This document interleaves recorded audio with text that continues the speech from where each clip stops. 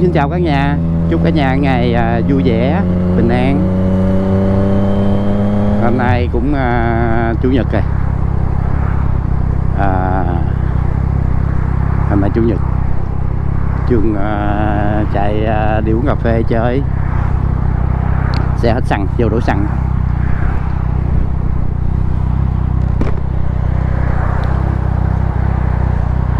Còn mấy bữa nữa là Tết rồi ha. Không biết bà con mình có chuẩn bị gì chưa? Bên đây không có chuẩn bị gì hết, cũng đi làm thôi. Hàng ngày như mọi ngày. Về những dịp lễ của bên đây thì mới được nghỉ thôi, chứ Tết Việt Nam mình thì ai cũng đổ xô đi làm hết, không ai có người xin được nghỉ, có người không.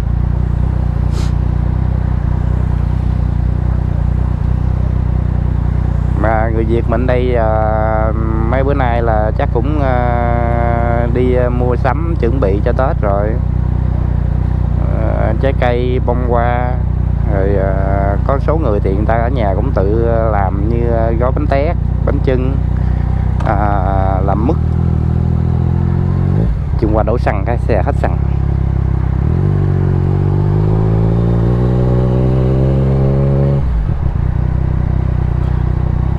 Cái xăng độc.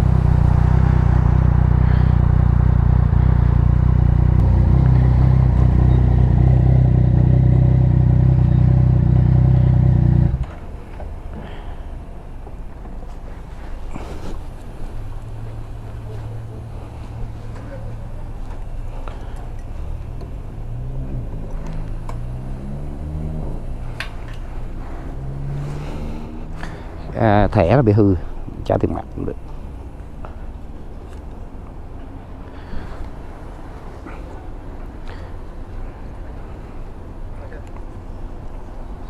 Number one, please.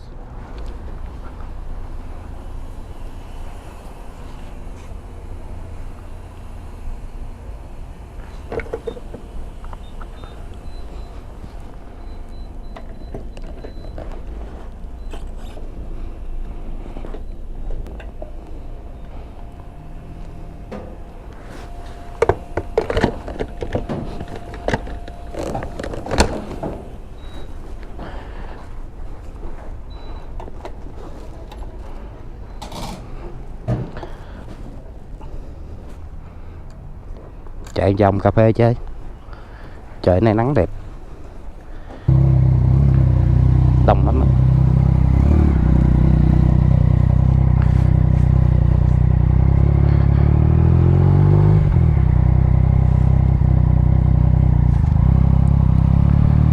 Ở đây nó có tiệm Target. Cái tiệm Target này nó bán đủ thứ đồ á, quần áo rồi giờ sữa, nó đúng ra là như cái chợ vậy đó.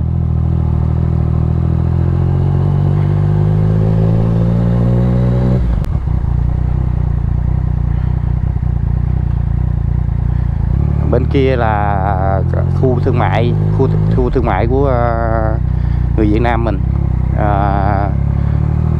Trong đó là chủ yếu là nhà hàng. Sẵn Chương chạy qua vòng cho bà con coi ha. Khu này cũng mới, nó kêu là Paloma đó. Ở đây nhà hàng, đại khái nhà hàng Thiên Long, rồi mấy tiệm bán đồ thuốc bắc rồi đó. Khu thương mại. Phở tàu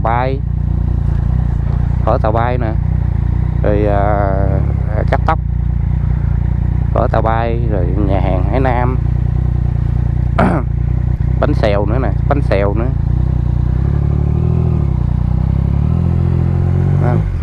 nè, bánh xèo ngon.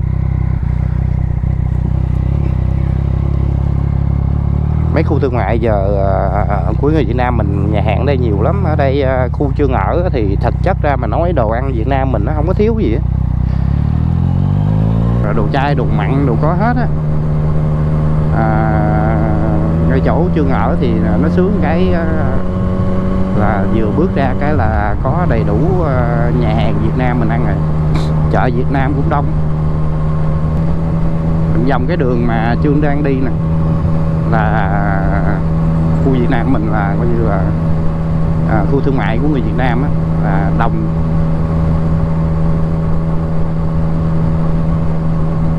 Nhà hàng chủ yếu là nhà hàng, quán cà phê, nhà hàng quán cà phê, rồi những cái những chỗ làm về giấy tờ cũng nhiều.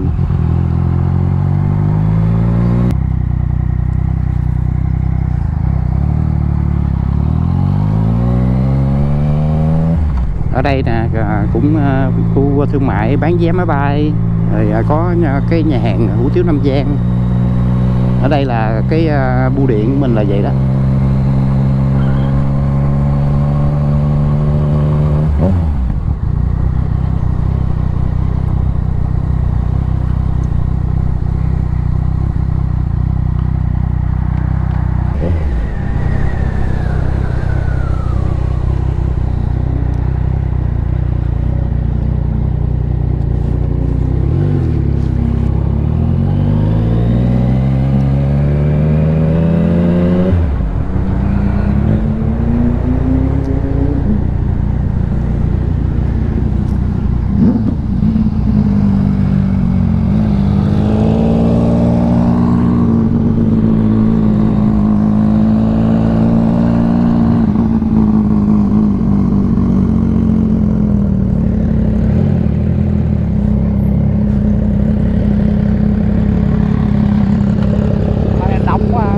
Tính coi trong trọng có gì không.